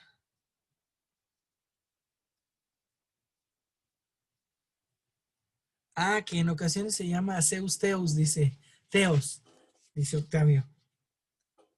Pero te digo que lo raro es que dice Dei en algún día, día. Luego lo busco bien y ya lo discutimos cuando funcione tu micrófono. Leo. Sí, no, ya funciona. Ah, ya funciona. Mira. Ya, es que le había bajado el volumen, no me acordaba. Ah, pero lo dejaste ahí en el closet. Sí, ya sé, ahí está, güey, pero le bajé el volumen a Zoom, más bien. Ah, Y y es que la palabra día sí viene de ahí del griego, ¿no? Día, como tal. Porque Zeus era el dios del sol también. pero entonces sí es otra forma de llamarle Sí, a Zeus. sí, Qué también. chido, ¿no? Sí, sí. Bueno, a ver si la encuentro. Rápido. No, ahorita no sale porque la dicen todo el tiempo. Pero bueno, leo. Dice, poniendo con todo rigor lo que acabo de decir sobre la verdadera mentira, podría llamarse así a la ignorancia que hay en el alma del engañado, porque la mentira en las palabras no es sino una imitación del estado que afecta al alma, del cual aquella una imagen posterior y una mentira no del todo pura. Pinche párrafo está súper oscuro y además lo traté de leer en griego y está igual. Poniendo con todo rigor lo que acabo de decir, estoy repitiendo el párrafo. Sobre la verdadera mentira, podría llamarse así a la ignorancia que hay en el alma del engañado. ¿Ok? Entonces estamos hablando, fíjense, ahorita vamos a hablar de dos mentiras. La verdadera mentira, ¿no? Que es la ignorancia que hay en el alma del engañado. Esa es una mentira, la ignorancia. Porque la mentira en las palabras, esta es la otra mentira, la mentira en las palabras, la mentira que miente. No es sino una imitación del estado que afecta al alma. O sea, es una imitación de la ignorancia, del cual aquella es una imagen posterior. O sea, la mentira en palabra es una imagen posterior de la mentira, de la ignorancia. Una mentira no del todo pura. Entonces, es muy importante empezar a hacer esta distinción, porque resulta que la mentira pura es la ignorancia. Ajá. O sea, no necesita del engaño. La ignorancia en sí misma es un estado del alma. Y la mentira con palabras es una imitación de la ignorancia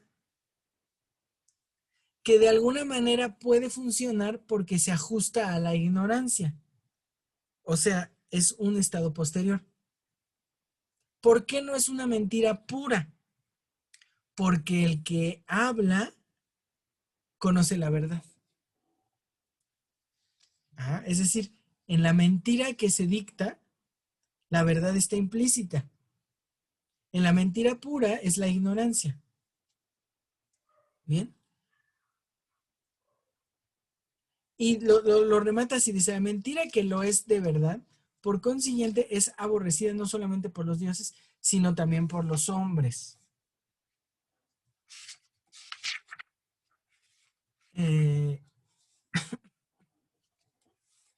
Ahora,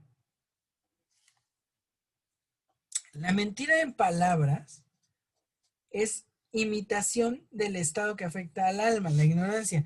Esta no es pura porque la verdad está implicada en el mentir. El aborrecimiento de la mentira radica en que va directa a un estado del alma. Ahora podemos decir que apunta hacia el alma, que apunta hacia la verdad. Es decir, es aborrecida la ignorancia. Por eso se busca saber. Ya estamos en un sentido totalmente filosófico, ¿eh?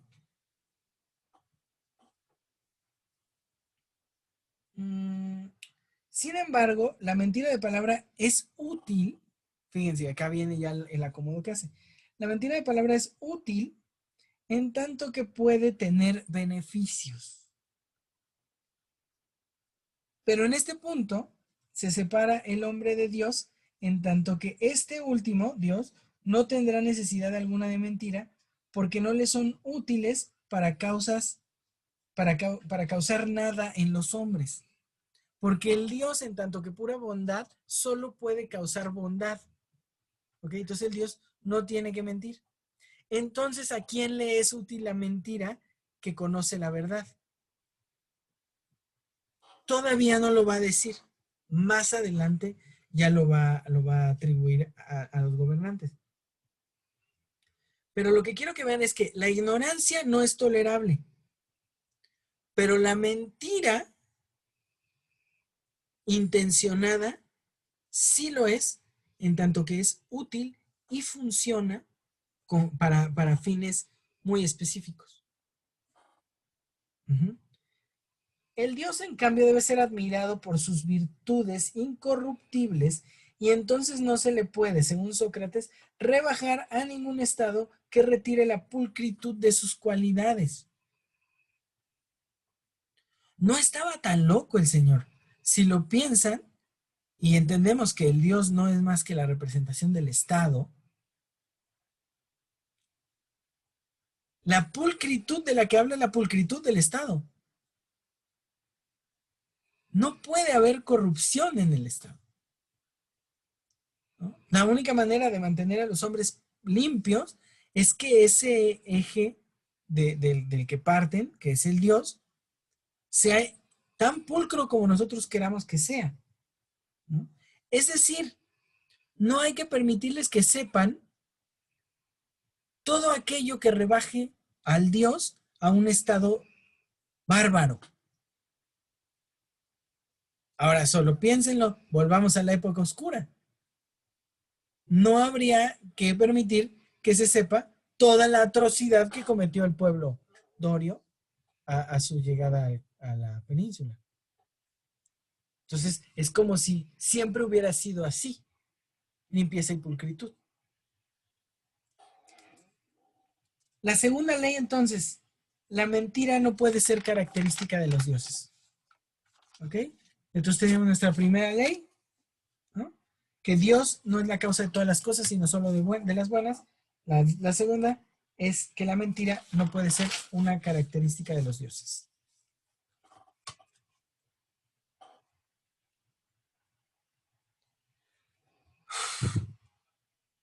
Ya tengo para empezar el libro 3, pero son 10 para la hora. Lo que va a empezar a hacer ahorita es hablar de la educación de las cualidades del alma. Se las voy a leer y le voy a parar ahí. Acuérdense que estamos hablando de los guerreros, ¿no? Entonces, las cualidades que deben tener, ya estamos de lleno en que la educación es lo que va a formar a estos guerreros. Bien, cualidades. Primero, las cualidades que se les van a formar son del cuerpo y del alma. Primero, del cuerpo. Los guerreros deben de ser valientes. La pregunta es, ¿cómo los vamos a hacer valientes? Ah, no, esto ya lo habíamos hablado. Ya vamos más bien con las del alma. La cualidad del alma que requerimos es que sea valiente. ¿Cómo vamos a hacer eso? ¿No? Le tenemos que quitar el temor al Hades, ¿no? Que es el temor a la muerte y pasar al Hades. Si este lugar es un sitio terrible, la amenaza es grande en lo relativo a la muerte. Es decir, si al hombre se le dice que en el Hades va a sufrir y bla, bla, bla, bla, bla, bla, bla, la amenaza en forma es que pues si se muere, pues está chafa, ¿no? Entonces le va a tener miedo a la muerte. La valentía surge de temer más a la servidumbre que a la muerte misma. Es decir, que el hombre debe preferir morir antes que ser esclavo.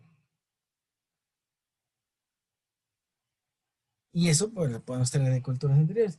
Además del Hades y lo negativo de este, se deben suprimir descripciones terribles con respecto a él y también suprimir toda palabra que cause o apunte en ella misma al miedo. Ah, no, la palabra misma al miedo. Miren, es extrañísimo lo que este hombre dice. Fíjense, también habrá que proscribir todos estos nombres terribles y formidables de Cósito, Estigia, Manes, espectros y otros semejantes, cuya sola mención produce escalofrío en cuantos lo oyen. No se los leo en griego porque leo chafa, pero cuando uno se esfuerza, sí son palabras que suenan fuerte, ¿no? Entonces, de alguna manera, lo que está tratando es de restringir cualquier experiencia que pueda generar terror. Ahora, quiero que en verdad escuchen lo que les estoy diciendo porque es muy meticuloso este señor, no es como que deje las cosas a la ligera, muy, muy meticuloso. Fíjense, si restringe palabras que en sí mismas suenan aterrador, restringe una experiencia, ¿no? La experiencia que da un contexto. Creo que Octavio puede ser mucho mejor para hablar de esto que yo. Cuando un texto está bien escrito, envuelve. Y cuando digo bien escrito, no necesariamente me refiero a que esté bien redactado, sino que consiga hacer de las palabras una música que pueda generar algo. Es muy fácil con los instrumentos generar música más oscura o música heroica o bla, bla, bla. Vamos a llegar para allá con el mismo Platón. Pero ahora con el puro relato, lo que se va a restringir es lo que cause miedo. Échenle un ojo a un texto de Guy de Maupassant que se llama el miedo. De hecho, se llama así el texto, el miedo. Échenle un ojo porque es un texto donde finalmente se va a hablar del miedo. Hay un grupo de personas sentadas en un campamento, me parece que es militar, y están hablando de la vez que más miedo han tenido. Y cuando este hombre habla y describe lo que es el miedo, habla de un viento que hay en cierto desierto, cuando vienen estos aires que levantan un montón de tierra, de arena, y dice que se oyen unos tambores. Lean el relato, es fascinante. Es fascinante el relato de miedo porque justo logra envolver en el susto. Regularmente es mejor leer en el idioma original, pero creo que hay traducciones que pueden ayudar en ese mismo sentido. Pero lo que él está tratando de restringir es las palabras que sonoramente puedan generar miedo o contextualmente, ¿no? Entonces estamos atacando al miedo. Y entonces dice, estos nombres deben abolirse y reemplazarse por otros positivos, pero también se deben suprimir, fíjense, también se deben suprimir gemidos y lamentaciones atribuidos a hombres famosos. Y ahí va. Y con esto cerramos hoy. Dos cosas en este punto. El hombre que no teme al Hades y por ello tampoco a la muerte, jamás mirará la muerte de un amigo, hijo, padre, vecino, como algo por lo cual lamentarse. ¿Ok? Eso es lo primero. El hombre que no tiene a la muerte, que no teme a la muerte, tampoco teme a la muerte del propio. De la misma manera, quien está satisfecho consigo mismo, no verá en la muerte o la pérdida una razón de lamentación, ¿no? Porque no pierde. Él está bien acá. Así que habrá que dejar esto para, y leo íntegro.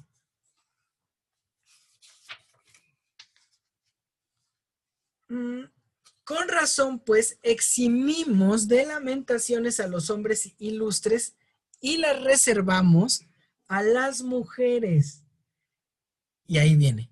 Y ni siquiera a las que se distinguen por algo. Y a los hombres despreciables.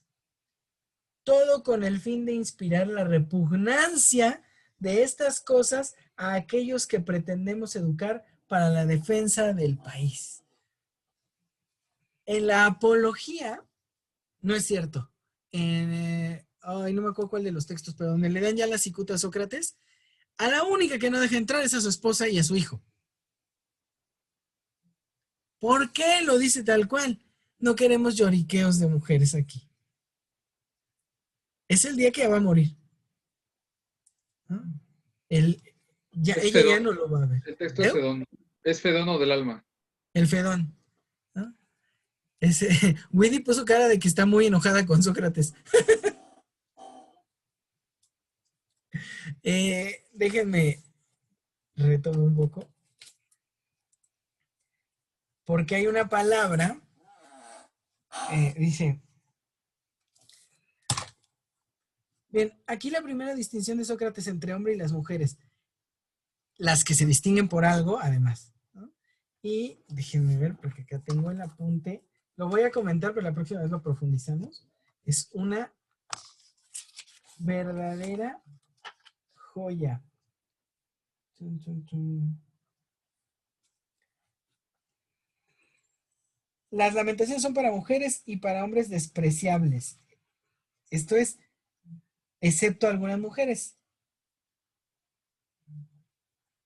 La palabra que utiliza es spudaías. Le estuve dando una vuelta y parece que esto se refiere a personas virtuosas. Concretamente habla de mujeres virtuosas. La palabra se usa para personas que se ocupan de algo, que se esmeran hacia algo. Sin embargo, ese algo sigue siendo propio de la ciudad que propone. Es una joya la palabra que usa porque ya figura a la mujer que obra como varón. Las mujeres que se ocupan de algo. Porque las mujeres que no se ocupan de algo son las lloronas que se la pasan lamentando. Bueno, todo el libro 3 vamos a estar haciendo enojar a Weidi. Porque se la va a pasar hablando así de las mujeres todo el tiempo y de los locos. Me interesa mucho que ubiquemos. Los hombres despreciables van a ser un poquito los locos Ya hablaremos del catapugón y esa figura que tiene tantos años acá entre nosotros, después de la lectura que hacía Yana Luz. Ay, es catapugón este cabrón. Ah, Ay, que es la catapugón. chica. Pero bueno, ahorita todavía no hablamos del catapugón. Octavio todavía no. Todavía no levantes la mano. Pero sí, sí nos interesa porque son dos personajes que a partir de aquí va a despreciar mucho, ¿no? Al hombre, al hombre, evidentemente dice despreciable, que es el que se entrega a lo pasional, me da la impresión que tiende a hablar de loco, y a las mujeres, ¿no? Como lloronas y todo. Vamos a ver lo bonito que está, ¿eh? Porque sí, además sí es muy bonito las mujeres que él ve. Lo que él ve en las mujeres es muy bonito. Lo van a ver, vamos, revela mucho, pues, no es que sea que haya que verlas así, pero revela mucho de lo que él puede ver, porque creo yo que además él es lo que ve de los pueblos femeninos, del comportamiento femenino. Ya veremos, ya veremos. Las lágrimas y esas cosas que le atribuye a las mujeres son extraordinarias. Pero bueno, por hoy hasta acá. Comentarios, por favor. Por favor, por favor. Mm, ¿Quién, Jessica o con respecto a ah, Has, tú quieres hablar? No, después de Jessica. Jessica, habla bueno, despacio porque tu bueno, micrófono da mucha lata siempre. ok. Con respecto a la pregunta que te había hecho, de en qué momento o cómo fue la fractura, ¿no? De este paso del pensamiento de apropiación bueno, del paso de la identidad de los pueblos a la apropiación. Eh, no sé si te acuerdas que en algún momento estuvimos trabajando con Alejandra un seminario sobre poesía. ¿Sobre qué? Yo creo que solo aquí está Octavio, creo que está ¿Pero de seminario poesía. sobre qué? Ah, poesía. No me acuerdo, Creo que pero solo sí me Octavio acuerdo. estaba en ese seminario. Yo no me acuerdo. Y trabajamos algo sobre la extracción del tiempo en la tierra. Los textos que trabajamos fue de Elía de Mercea y hablábamos sobre, ahí hubo un cambio de pensamiento, cuando se extrajo el tiempo de la tierra en la minería y en la época, en la edad de hierro. Y lo acabo de volver a encontrar en los mitos nórdicos que mi hermana está leyendo, como una vez que se encuentra el metal y se extrae de la tierra, el pensamiento del hombre se cambia. Una vez que se encuentra el metal, dijiste. Sí, ellos lo describen como eh, piedras preciosas que encuentran dentro de la tierra y se extraen. Y Ujú. también en los textos que revisamos, en ese momento le caía la mortalidad al hombre. O sea, el hombre se hacía mortal en tanto que entendía una vez que sacaba el tiempo de la tierra, sacando los metales, le caía la mortalidad encima. Y eso provocaba un cambio, una ruptura de pensamiento en él. Es algo que Es una- estuvimos trabajando hace años. sí, sí, es una metáfora complicada porque habría que entender cómo el metal y el tiempo se terminan asociando. Y te digo que lo volví a encontrar, bueno, me pareció curioso porque ahora que mi hermana está leyendo los mitos nórdicos, Ujú. encuentro ese relato, cómo los dioses se burlan de los hombres cuando encuentran las piedras dentro de la tierra y cómo es que las quieren empezar a sacar. Hay un hecho de hierro, es una transformación total. Los dóricos ya traen el hierro, le dan la vuelta al bronce.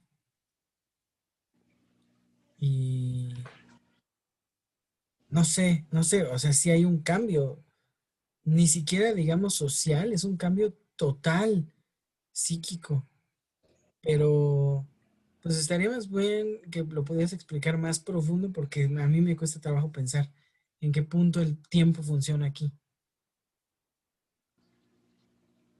¿Ahí estás? Eh, sí, sí, aquí estoy. Sí, pues lo trato de retomar el texto y lo platico la próxima sesión. Muy bien.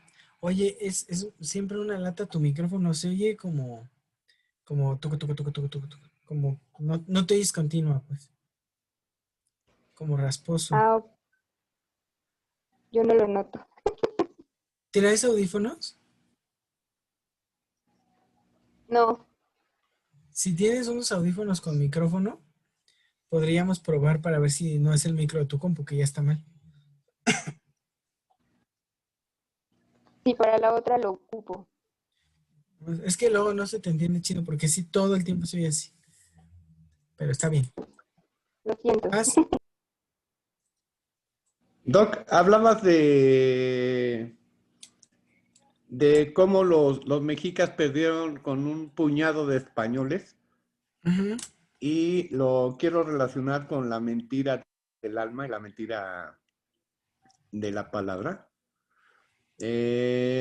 Los aztecas dominaban todo a su alrededor y los españoles no pudieron contra ellos y tuvieron que hacer unión con los pueblos dominados por los aztecas.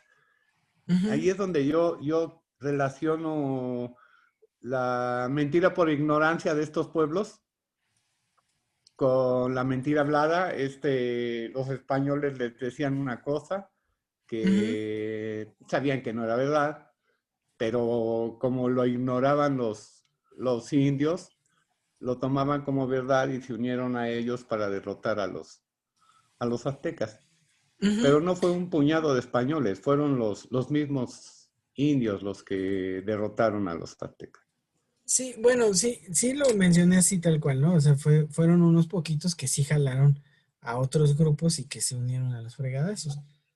Sí. Y bueno, sumaron un par de cosas, ¿no? Que fueron tan vivos como para armar barcos en el lago y desde ahí bombardear a cañonazo limpio Tenochtitlán. Es una cosa que uno no se cree, ¿no? O sea, arman barcos, los hacen circular por el lago y desde ahí a cañón limpio, bueno, hacen el sitio y bombardean durante varios días hasta que no queda nadie en el pueblo. Bueno, digo nadie como entero, más las enfermedades que trajeron, más todo el puñado de pueblos que se les juntaron. Ujú. Ahí radica la derrota, pero mi inquietud siempre será la derrota espiritual, Sí, que esa también ocurrió. No, no, a esa es a la que yo me refería cuando se les unieron los demás.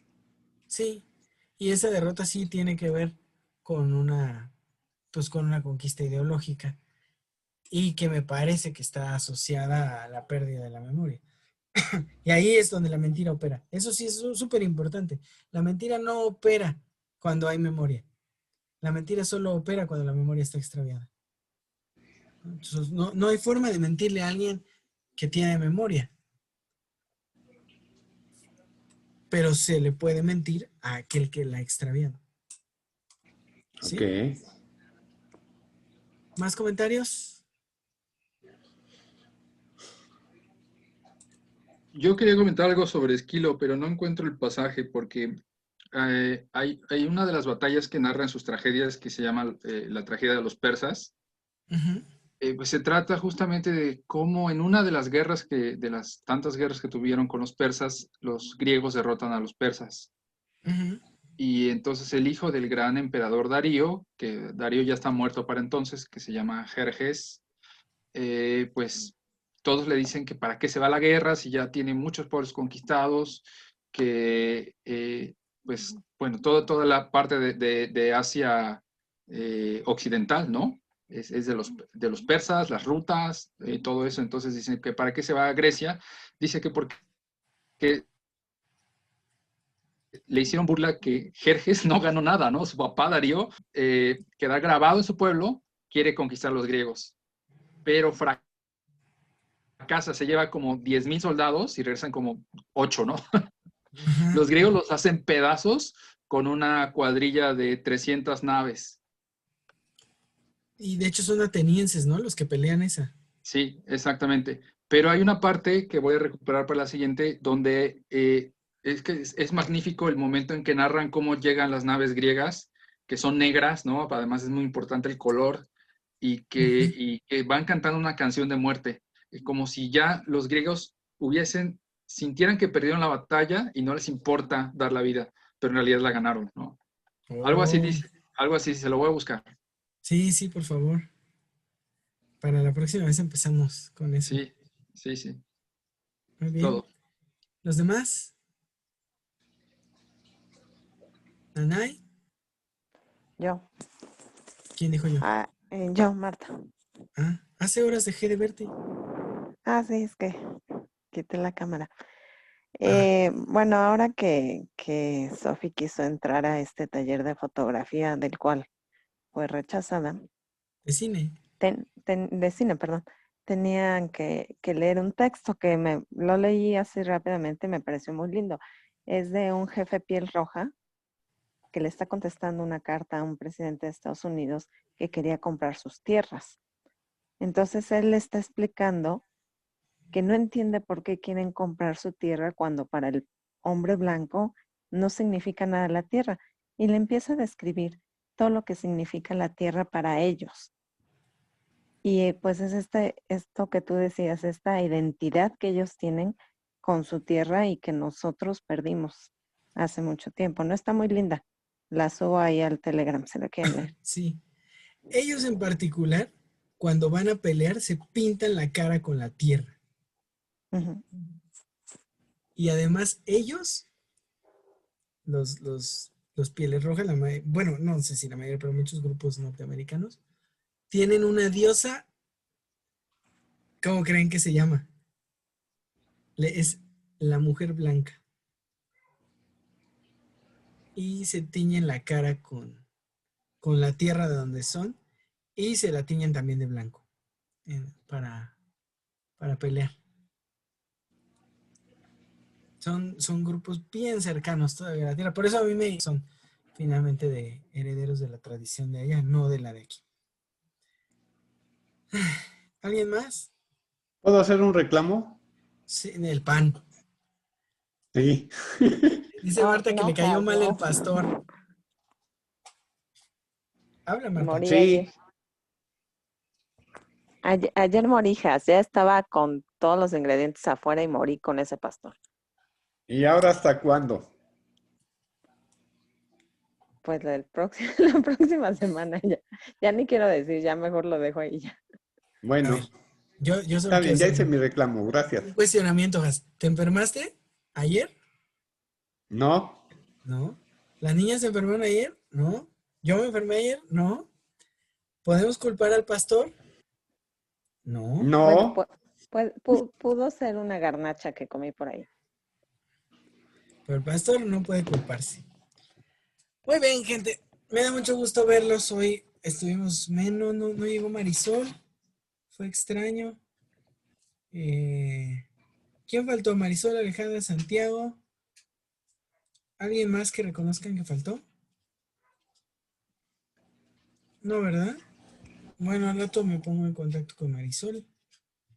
Y bueno, pues buenos días, Nayeli en Alemania. Y buenas noches a todos acá. Nos vemos dentro de 8 días. Descansen. Como siempre, un gusto verlos. Bye, bye. Antes, esperen un mensajito. Pensar porque ya no soporto a los de frena en el Zócalo. Sí es aterrador, es monstruoso ver gente que está cada mañana hincada en el Zócalo rezando para que castiguen a la gente por naca y por morena. No, creo que no está chido que se permita en este país ese pensamiento.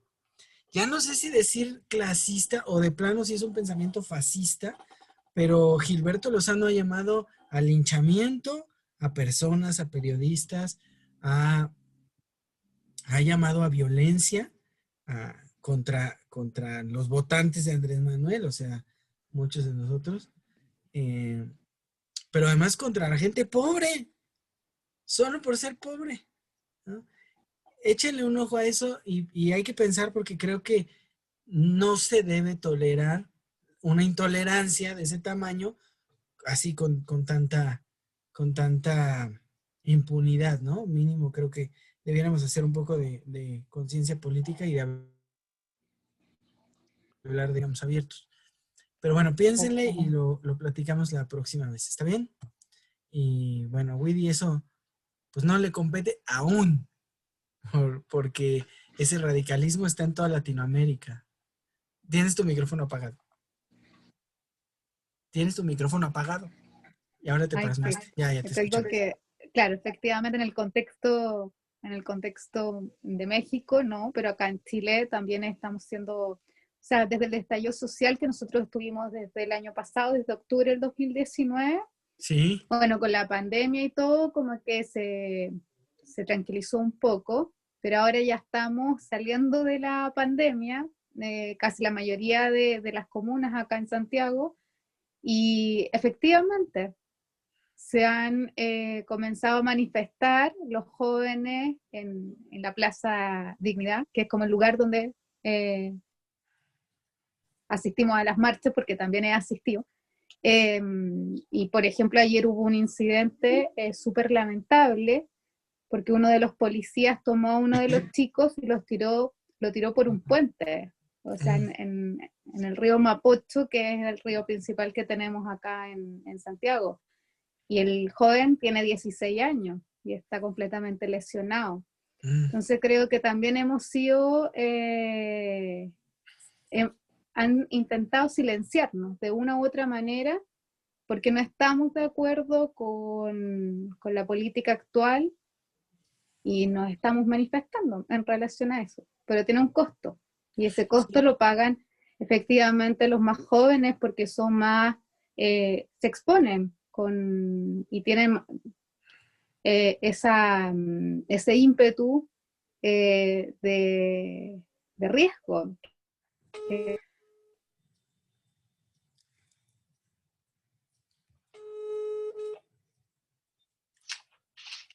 Hola.